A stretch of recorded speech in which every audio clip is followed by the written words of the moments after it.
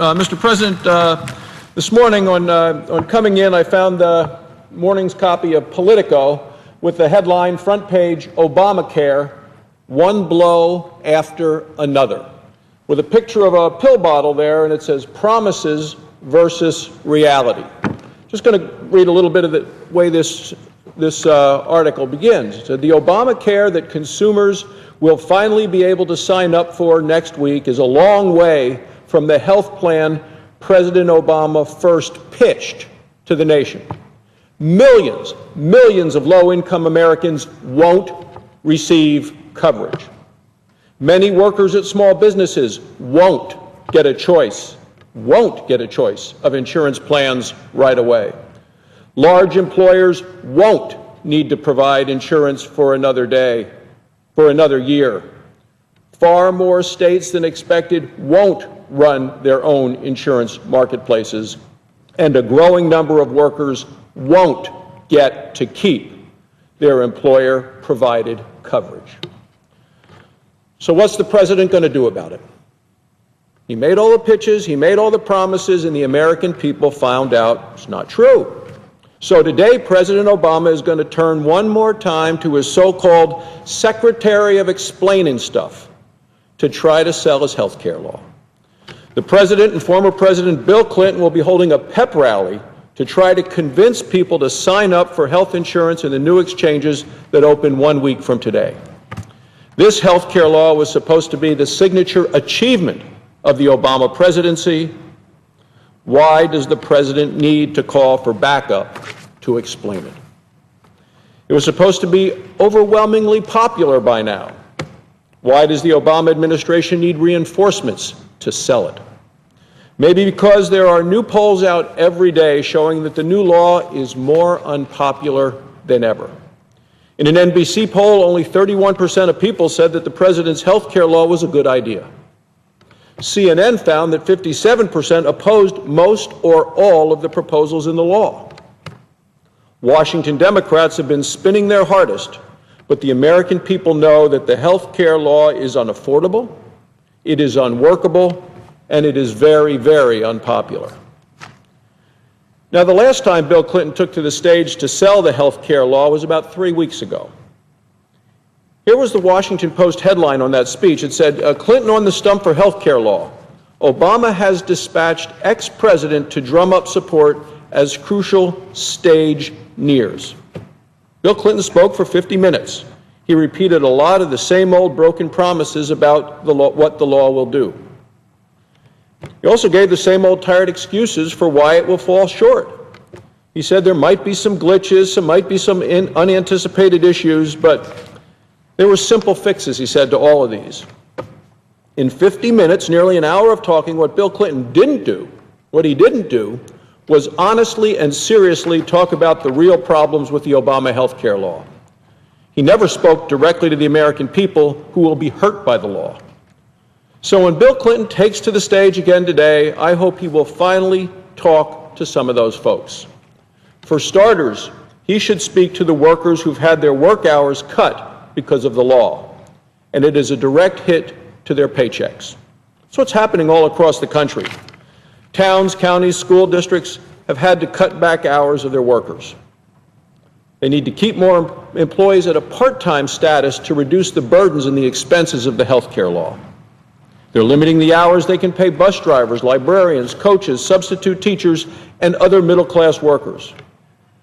More than 250 different employers across the country have had to take steps to reduce the burden of the president's health care law. President Obama owes part-time workers an explanation, and he owes them an apology. And if he won't do it, Bill Clinton should. The last time he spoke, President Clinton failed to mention the serious economic consequences of the law. The Obama administration did the same thing. They said they were only anecdotal evidence. Well, the heads of 3 major labor unions happen to disagree with the president. They sent out a letter recently to Democrats in Congress that warned about the damage that the health care law is doing to their care and to their paychecks.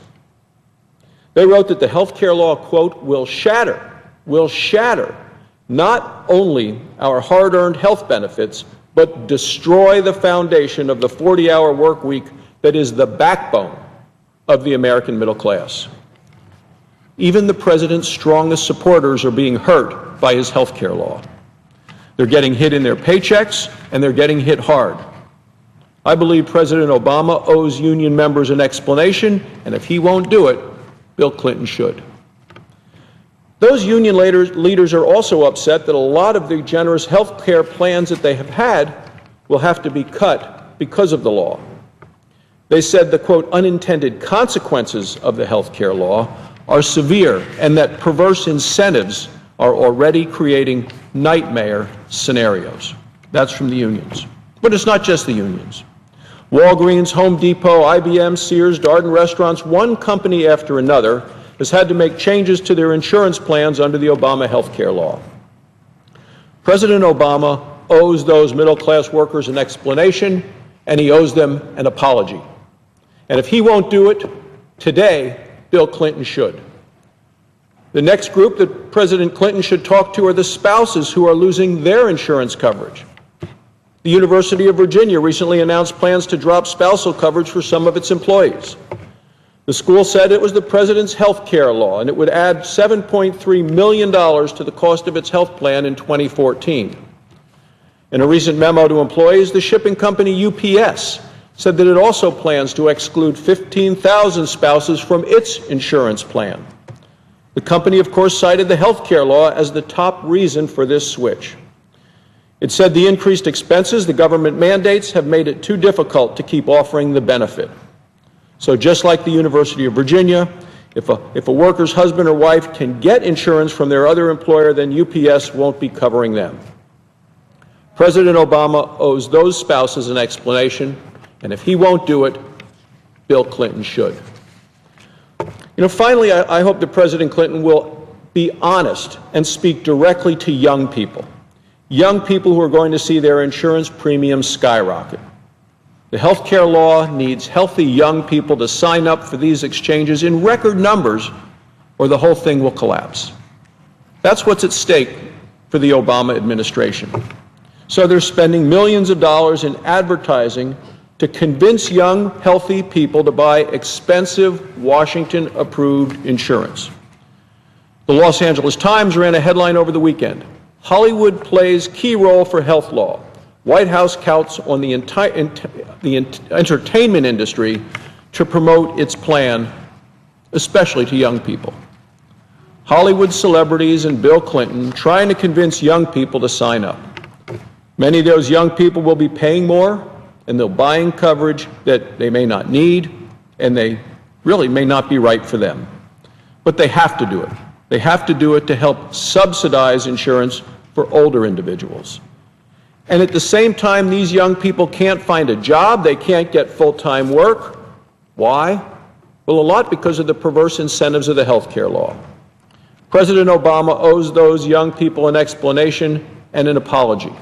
And if he won't do it, Bill Clinton should.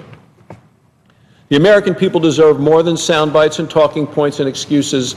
They deserve better than what they've gotten under this terrible health care law. A few months ago, the White House saw that its employer mandate was a bad idea, so delayed the mandate for a year. Republicans think that all Americans deserve a delay. There are real problems with this health care law, Mr. President. There are a lot of unanswered questions, a lot of unintended consequences, and a lot of ways that the law can do more harm than good for middle-class Americans. We should delay the law permanently and work out a better replacement that actually reforms health care the right way. The American people wanted health care reform. They wanted the care they need from a doctor they choose at a lower cost. And as the polls are showing, the American people know that the Obama health care law didn't give them what they asked for. President Obama failed to keep his promises, and he's failed at changing the public's opinion. So now he's going to be Bill Clinton's warm-up act in a last-ditch sales job. Well, what former President Clinton should do is talk to the American people who President Obama has ignored. And you only have to look at yesterday's New York Times front page, Lower premiums to come at cost of fewer choices. Impact of health care law. In new plans, insurance often leave out many providers. The President said, if you like what you have, you can keep it. If you like your doctor, you can keep your doctor. Even the California plan that the President touts, when you take a look at what is offered there in the insurance exchanges, the program, the network, the new network for thousands and thousands of people, tens of thousands of doctors across the state, does not include the 5 medical centers of the University of California or the Cedars-Sinai Medical Center near Beverly Hills.